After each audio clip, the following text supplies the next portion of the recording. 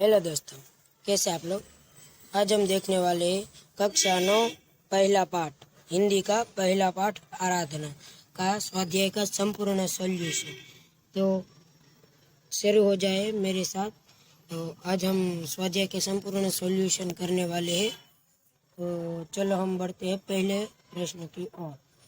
हमारा पहला प्रश्न है, निम्नलिखित प्रश्नों के एक एक वाक्य में उत्तर दीजिए।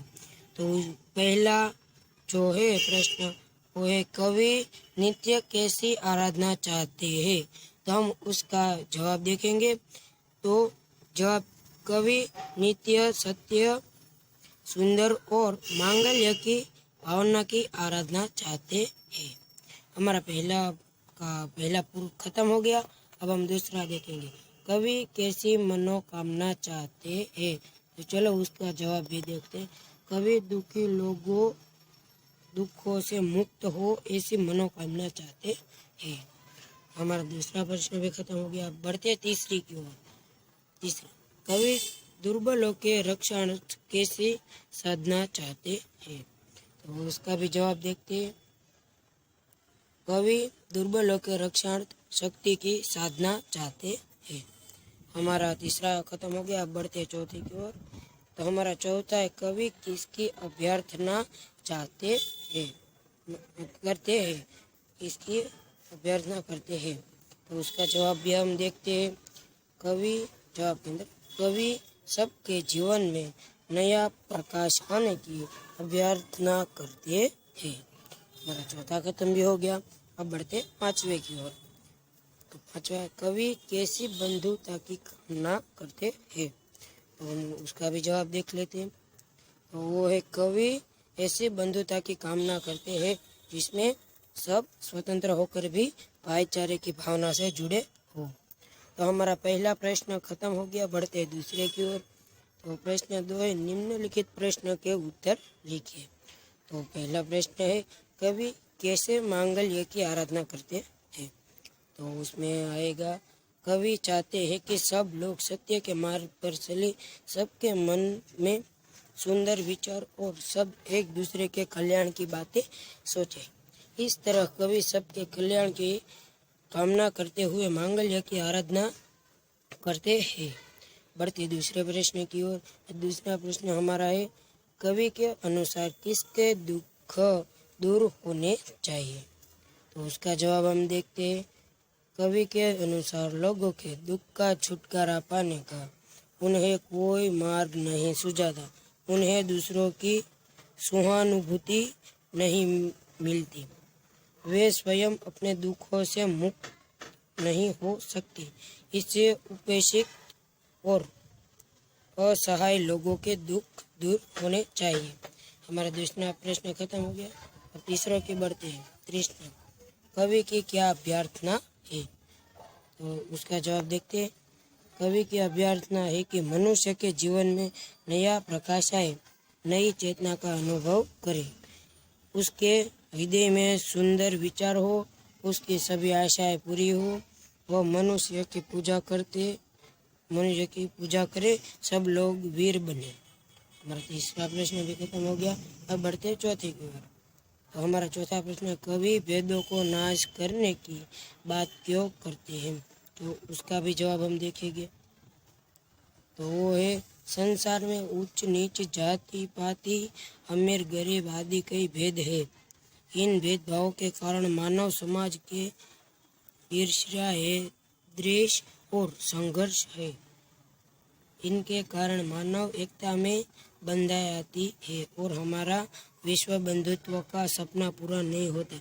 इसलिए कवि इन भेदों को नाश करने की बात करते हैं। तो हमारा दूसरा प्रश्न भी खत्म हो गया। बढ़ते तीसरे प्रश्न की ओर। हमारा तीसरा प्रश्न है, निम्नलिखित काव्य पंक्तियों का आशय स्पष्ट कीजिए। तो हमारा पहला है, देव मंदिर चित्त मंदिर एक ही है प्रार्थना, सत्य सुंदर मांगल्य की नित्य हो आराधना। तो हम देखते हैं उसका जवाब। कवि वसंत बापट उदाहरण से और ऊंची दृष्टि के कवि है। इनके चित्त और देह की एक ही प्रार्थना है कि लोग अच्छा काम करें और सत्य के मार्ग पर चले। इन्हें इसके हृदय में सुंदर विचार हो, जो स्वार्थ त्याग कर सबके हित की बात सोचे। पहला खत्म हो गया, बढ़ते दूसरे की ओर। हमारा दूसरा है, भेद सभी अस्त होवे बैर और वासना, मानवों की एकता ही पूर्ण हो कल्पना मुक्त, हम चाहे एक ही बंधुता की कल्पना। हम देखते हैं उसका जवाब।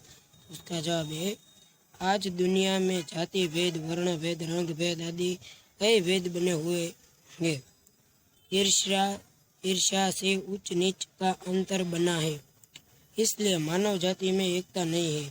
संसार में अशांति और संघर्ष का कारण भेद ही है। जब तक इन भेदों का नाश नहीं होगा, तब तक मनुष्य जाति एक नहीं होगी। 4 प्रश्न 4 की ओर बढ़ते। काव्य पंक्ति को पूर्ण कीजिए। पहला है, देह देह मंदिर चित्त मंदिर एक ही, और फिर खाली जगह है, फिर उधर है पौरुष की साधना। तो हमको वो काव्य पंक्ति पूर्ण करनी है। तो देखो हम काव्य पंक्ति पूर्ण करते हैं। देह मंदिर चित्त मंदिर एक ही है प्रार्थना, सत्य सुंदर मांगल्य की नित्य हो आराधना। दुखियारों का दुख जाए है यही मन कामना, वेदना को परख पाने जगाई संवेदना, दुर्बलों के रक्षार्थ पौरुष की साधना। हमारा पहला प्रश्न खत्म हो गया, बढ़ते दूसरे की ओर। दूसरा, जीवन में नव तेज हो बंधुता की कामना। तो उसका जवाब हम देखते हैं।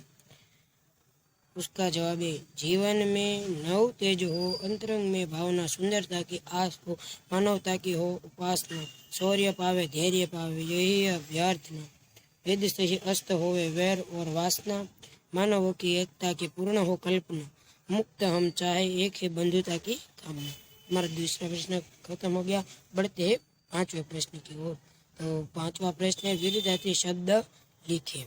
तो पहला है दुख, तो दुख का विरोधी शब्द है सुख। दूसरा है जीवन, जीवन का मरण। और तीसरा है सत्य, तो असत्य। चौथा है सुंदर, तो कुरूप। और पांचवा है अस्त, तो उसका जवाब है उदय। तो ये हमारा स्वाध्याय का संपूर्ण सॉल्यूशन था। आपको अच्छा लगे तो लाइक करें, शेयर करें, और आप चैनल को सब्सक्राइब करना मत भूलिएगा और बेल आइकन ऑन कर दीजिएगा। Bye bye. कैसे